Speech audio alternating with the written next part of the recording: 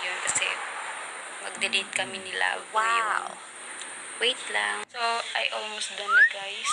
Magpapabango muna tayo. Sana all. Jacket. Lipstick.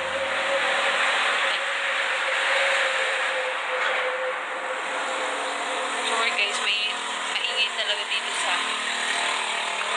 mansion namin. Hindi totoo yan. Maglalakad na muna. Guys, malapit-lapit na ako. Malapit na ako kay Love.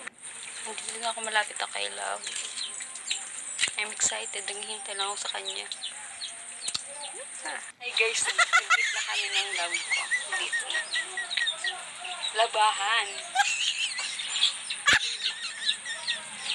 Di ba? Dapat lang pag naglalaba para sexy pa rin, di ba?